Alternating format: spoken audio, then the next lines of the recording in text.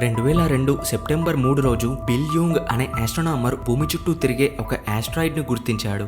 దాని తర్వాత భూమి చుట్టూ మూన్ ఒక్కటే కాదు, ఈ ఆస్ట్రాయిడ్ కూడా ఇంకో మూన్ లాగా భూమి చుట్టూ తిరుగుతుందని శాస్త్రవేత్తలు భావించారు.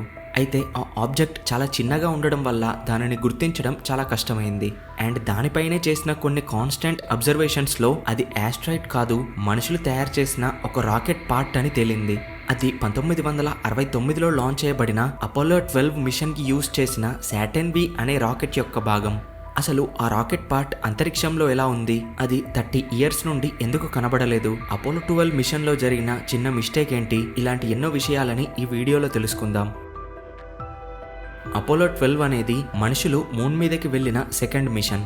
అయితే సాధారణంగా రాకెట్స్ ఎర్త్ గ్రావిటీని తప్పించుకొని లో ఎర్త్ ఆర్బిట్లోకి వెళ్ళాలంటే 2 స్టేజెస్లో, ఒకవేళ స్పేస్లోకి వెళ్ళాలంటే అవి 3 స్టేజెస్లో రాకెట్స్ వెళ్తాయి. ఒక్కో స్టేజ్లో రాకెట్ థ్రస్ట్ రాకెట్ని పైకి తీసుకెళ్లి రాకెట్ నుండి విడిపోతాయి. అపోలో 12 మిషన్కి యూజ్ చేసిన రాకెట్ సాటర్న్ వి. ఇది 3 stage rocket. First stage 2.3 minutes travel చేసి ఆ రాకెట్ని 61 కిలోమీటర్ పైకి తీసుకెళ్లి రాకెట్ నుండి విడిపోయింది. Second stage thrust 6 minutes travel చేసి ఆ రాకెట్ని 185 కిలోమీటర్స్ ఎత్తుకి తీసుకెళ్లి విడిపోయింది. ఈ 2 స్టేజెస్లోని థ్రస్ట్ పార్ట్స్ మళ్ళీ భూమిపైన సముద్రంలో పడ్డాయి. అయితే థర్డ్ స్టేజ్ అనేది సాధారణంగా రాకెట్ పేలోడ్ నుండి విడిపోయి సన్ చుట్టూ ఆర్బిట్ చేయాలి. అంతకు ముందు పంపిన అపోలో మిషన్స్ సక్సెస్ఫుల్గా ప్లాన్ ప్రకారం జరిగి థర్డ్ స్టేజ్ థ్రస్ట్ కూడా ప్లాన్ చేసిన పాత్లో వెళ్ళాయి. అయితే అపోలో 12లో థర్డ్ స్టేజ్ థ్రస్ట్ అనేది క్రూ మెంబర్స్ ని మూన్ దగ్గర వరకు తీసుకెళ్లి మూన్ ల్యాండర్ నుండి సెపరేట్ అయ్యింది. ఇక్కడే చిన్న మిస్టేక్ జరిగింది. ఇది జాగ్రత్తగా వినండి. ఇప్పుడు ఈ థర్డ్ స్టేజ్ అనేది మూన్ కి కొన్ని కిలోమీటర్ల దూరంలోకి వెళ్లి మూన్ గ్రావిటీకి ఎఫెక్ట్ అవ్వాలి. అలా మూన్ గ్రావిటీ సహాయంతో సన్ దిశగా పుష్ చేయబడాలి. దీనిని గ్రావిటేషనల్ స్లింగ్ షాట్ అని అంటారు. సాధారణంగా మనం చేతులతో దేనినైనా తిప్పి తిప్పి విసిరేస్తే మనం విసిరాక ఆ ఆబ్జెక్ట్ స్పీడ్ చాలా పెరుగుతుంది. లైక్ అలాగన్నమాట. ఇలా గ్రావిటేషనల్ స్లింగ్ షాట్ ని డీప్ స్పేస్ లోకి వెళ్లే చాలా రాకెట్స్ యూజ్ చేసుకుంటాయి. ఎందుకంటే గ్రావిటీ ఎఫెక్ట్ తోనే స్పేస్ క్రాఫ్ట్ ని సరైన పాత్ లోకి వేగంగా తీసుకెళ్లవచ్చు. దీనికోసం సపరేట్ గా ఫ్యూల్ ని యూజ్ చేయనవసరం లేదు, కానీ వీటికి చాలా యాక్యురేట్ క్యాలిక్యులేషన్స్ వేయాలి. అయితే అపోలో 12 యొక్క థర్డ్ స్టేజ్ సపరేట్ అయ్యాక third stage part almost 20,000 km/h వేగంతో మూన్ దిశగా ప్రయాణించింది. ఇది అదే వేగంతో వెళ్తే మూన్ ని ఢీకొట్టడం లేదా మూన్ ఇన్నర్ గ్రావిటీలోకి ఎంటర్ అయ్యే అవకాశం ఉంది. అలా ఇది మూన్ చుట్టూ తిరగడం జరుగుతుంది.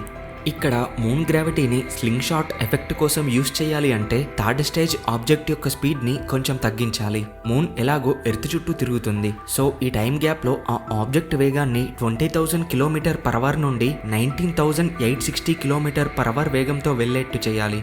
ఇదంతా ప్లాన్ బానే వేశారు, కానీ రాకెట్లోని గైడెన్స్ సిస్టమ్ కొద్దిగా తప్పు డేటాని ఎర్త్ ల్యాబ్స్కి సెండ్ చేసింది. అది 20,000 కన్నా ఇంకా చాలా ఎక్కువ స్పీడ్తో రాకెట్ వెళ్తున్నట్టు డేటాని సెండ్ చేసింది. దీంతో నాసా సైంటిస్టులు ఆ స్పీడ్ని 19,860 km/hకి తీసుకురావడానికి థర్డ్ స్టేజ్ స్పీడ్ని తగ్గించారు.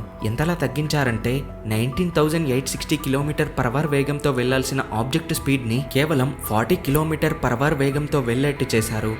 అది మూన్కి కొన్ని వేల కిలోమీటర్ల దూరం నుండి వెళ్లి మూన్ గ్రావిటీకి ఎఫెక్ట్ అవ్వకుండా మళ్ళీ ఎర్త్ గ్రావిటీకి ఎఫెక్ట్ అయ్యి ఎర్త్ చుట్టూ తిరగడం మొదలుపెట్టింది. అలా 15 మంత్స్ పాటు ఎర్త్ చుట్టూ హైలీ ఎలిప్టికల్ ఆర్బిట్ లో తిరిగింది.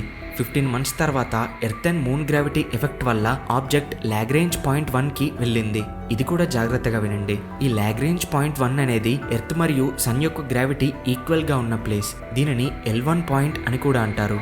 ఆ ప్లేస్లో ఎర్త్ యొక్క గ్రావిటీ ఎఫెక్ట్ ఎంత ఉంటుందో సన్ యొక్క గ్రావిటీ ఎఫెక్ట్ కూడా అంతే ఉంటుంది. ఈ L1 పాయింట్ నుండి ఆ ఆబ్జెక్ట్ సన్ దిశగా లేదా ఎర్త్ దిశగా ఇలా ఎటువైపు వెళ్ళిందో వాటి గ్రావిటీ ఎఫెక్ట్ ఆ ఆబ్జెక్ట్ పై ఎక్కువగా ఉంటుంది. దీనిని ఇంకా సింపుల్ గా చెప్పాలంటే ఒక హిల్ టాప్ ప్లేస్ ని L1 పాయింట్ అనుకుంటే కార్ టాప్ కి వెళ్లేంత స్పీడ్ లేకపోతే అది మళ్ళీ వెనక్కి వస్తుంది. అదే టాప్ నుండి క్రాస్ చేసే స్పీడ్ ఉంటే అది ఈజీగా టాప్ నుండి మౌంటైన్ గ్రావిటీ వల్లే వెళ్ళిపోతుంది. సేమ్ అలా అన్నమాట. ఇలా థర్డ్ స్టేజ్ పార్ట్ 15 మంత్స్ తర్వాత L1 పాయింట్ నుండి క్రాస్ అయ్యి సన్ చుట్టూ ఆర్బిట్ చేయడం స్టార్ట్ చేసింది. అలా ఇయర్స్ పాటు సన్ చుట్టూ ఆర్బిట్ చేసింది. అయితే ఎర్త్ సన్ చుట్టూ ఒకే డిస్టెన్స్లో తిరగదు. జనవరి టైంలో 147.1 మిలియన్ కిలోమీటర్స్ దూరంలో తిరిగితే జూలై టైంలో సన్కి 152.1 మిలియన్ కిలోమీటర్స్ దూరంలో తిరుగుతుంది. వీటిని ఎర్త్ తిరిగే పెరిహేలియన్ అండ్ ఎప్హేలియన్ డిస్టెన్స్ అని అంటారు.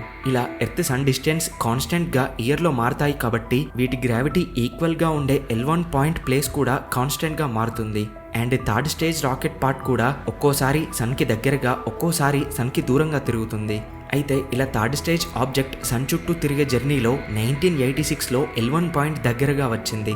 కానీ అక్కడ L1 పాయింట్కి కొంచెం ఎక్కువ డిస్టెన్స్ ఉండడంతో ఎర్త్ గ్రావిటీకి ఎఫెక్ట్ అవ్వలేదు. మళ్ళీ 16 ఇయర్స్ సన్ చుట్టూ తిరుగుతూ 2002లో L1 పాయింట్ దగ్గరగా వచ్చింది. ఈసారి థర్డ్ స్టేజ్ పార్ట్ యొక్క ఆర్బిట్ L1 పాయింట్ నుండి కొద్దిగా ఎర్త్ దిశగా ఉంది. అలా 2002లో మళ్ళీ 32 సంవత్సరాల తర్వాత Earth gravity pull third stage object ని లాక్కుంది. అలా మళ్ళీ ఎర్త్ చుట్టూ తిరగడం స్టార్ట్ చేసింది.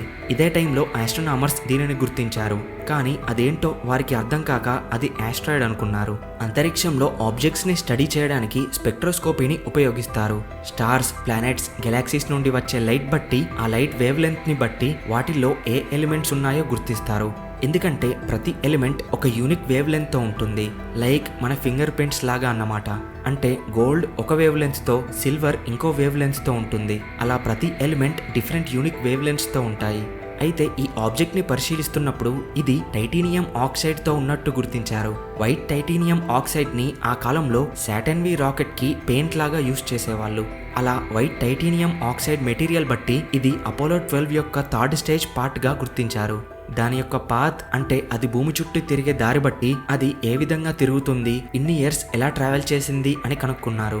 అండ్ 2003 జూన్లో ఇది L1 పాయింట్ ని క్రాస్ చేసి మళ్ళీ సన్ చుట్టూ తిరగడం స్టార్ట్ చేసింది. 2040స్లో ఈ ఆబ్జెక్ట్ మళ్ళీ ఎర్త్ ఆర్బిట్లోకి వస్తుంది అని అంచనా.